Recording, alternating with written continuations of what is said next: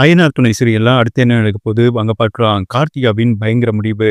கார்த்தியாவ கஸ்தூரி இழுத்துட்டு போனதுல இருந்தே நடேசனப்பா வீட்ல ஒரே பதட்டம். கார்த்தியாவ என்ன பண்ணாங்கன்னே தெரியாம சேரனும் அவனோட தம்பிகளும் ரொம்பவே கலங்கி போயிருக்காங்க. இந்த பக்கம் கஸ்தூரி தன்னோட பிடிவாதத்துல விடாபிடியா இருக்காங்க. கஸ்தூரி வீட்ல உள்ள ஒரு அறையில கார்த்தியா பயந்து நடுங்கியபடி ஒரு மூலையில் உட்கார்ந்திருக்காங்க. கஸ்தூரியும் தனசேகரனும் ஆவேசமா அறைக்குள்ள நுழையிறாங்க. தனசேகரன் உள்ள வந்ததும் கதவை தட்டார்னு பூட்டுறாரு. கஸ்தூரி கார்த்திகாவை மறைச்சு கோவமா, இங்க வாரடி, விடிஞ்சா உனக்கு கல்யாணம். ஆனா நீ என்னடானா அந்த சேரனுக்காக வீட்டுக்கு ஓடி போயிருக்க. உனக்கு மானம் வெட்கம் எதுவுமே இல்லையா? கார்த்திகா உடனே கண்ணீருடன், அம்மா நான் சேரனை தான் காதலிக்கிறேன், அவரை தவிர வேற யாரையும் என்னால கட்டிக்க முடியாது.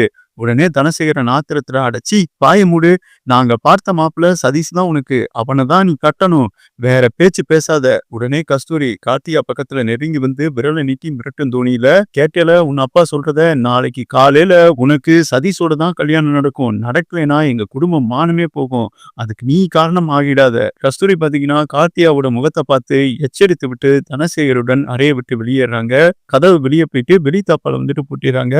கார்த்திகா தனியாக அறையில இருக்கிறாங்க.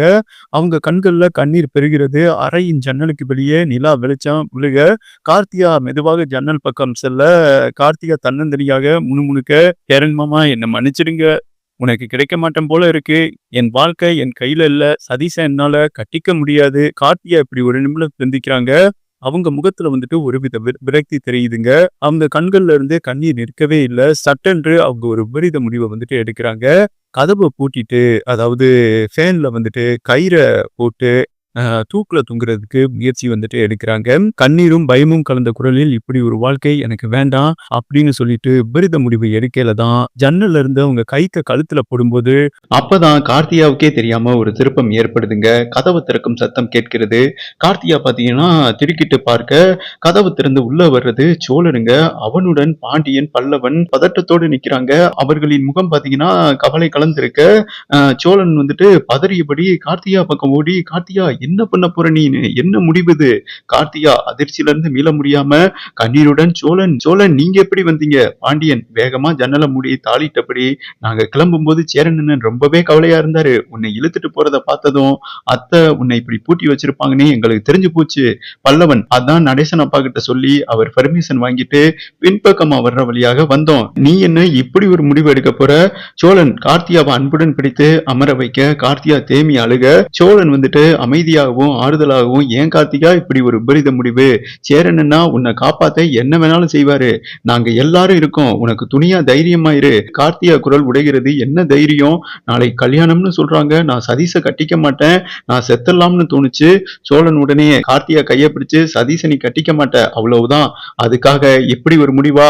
எங்க அண்ணன் சேரன் தான் உன்னை ரொம்ப காதலிக்கிறாங்கன்னு தெரியும்ல, அவரை தவிக்க விட்டு போயிருவியா? கார்த்தியா உடனே சோழனை பார்க்கிறாங்க. அவங்க மனதில் சேரன் முகம் வந்து செல்ல, கார்த்தியா கண்கள்ல ஒரு புதிய நம்பிக்கை தெரிய வருது. பல்லவன் உடனே சொல்றாரு, நாங்கள் அண்ணனுக்கு துணையாக இருக்கோம், இந்த சவால்ல அவர் ஜெயிப்பாரு, உன்னை நிச்சயம் அவர் கல்யாணம் பண்ணுவாரு. சோழன், பாண்டியன், பல்லவன் ஆகிய மூவரும் கார்த்தியாவுக்கு ஆறுதல் சொல்லி கார்த்தியா வந்துட்டு தேத்துறாங்க. கார்த்தியாவோட மனம் அதுக்கப்புறம் மாறுது. சோழன், சரி நாம இப்ப என்ன பண்ணணும்னா, நாம இங்க இருக்கிறத அத்தைக்கு தெரியக்கூடாது, விடிஞ்சா நம்ம எல்லாரும் நடேசன் அப்பாவோட வீட்டுக்கு போயிட்டு அங்க சேரன் அண்ணா, நிலா எல்லாரும் இருப்பாங்க, அவங்க உனக்கு துணையா இருப்பாங்க. கார்த்தியா உடனே தலையசிக்கிறாங்க. அவங்க முகத்துல இருந்து பயமும் விரக்தியும் விலக ஒரு புதிய உறுதி வந்துட்டு தோன்றுகிறது. கார்த்தியா மெதுவாக, நன்றி சோழன், என்னை காப்பாத்தினதுக்கு. சோழன் புன்னகையுடன், இது நட்புக்குரிய கடமை கார்த்தியா, வா நாம விடிகிற வரைக்கும் இங்கே இருப்போம். உடனே சோழன், பாண்டியன், பல்லவன் மூவரும் கார்த்தியா பார்த்தபடி தைரியம் கொடுக்கிறாங்க. கார்த்தியாவுக்கு தைரியம் பெற துணை நிற்கிறாங்க. வெளியே இருள் இன்னும் நீடிக்கிறது. ஆனால் அறைக்குள் ஒரு புதிய நம்பிக்கை ஒளி பரவுகிறது என்றே சொல்லாங்க. இப்ப கார்த்தியா வீட்டுல வந்துட்டு பல்லவன், பாண்டியன், சோழன் எல்லாருமே இருக்காங்க ரகசியமா. ஆனால் அடுத்து என்ன நடக்க போகிறது? இங்க இருந்து கார்த்தியா வந்துட்டு கூட்டிட்டு போயிருவாங்களா? கார்த்தியாவுக்கும் அண்ட் சேரனுக்கும் கல்யாணம் ஆகுமா? இல்ல வந்துட்டு இத தனசேகரனும் கஸ்தூரியும் இந்த வீட்டுக்குள்ள பல்லவன், பாண்டியன், சோழன் இருக்கிறத வந்துட்டு கண்டுபிடிச்சு ஒரு மிகப்பெரிய பூதாகர பிரச்சனை வெடிக்க போகிறதா?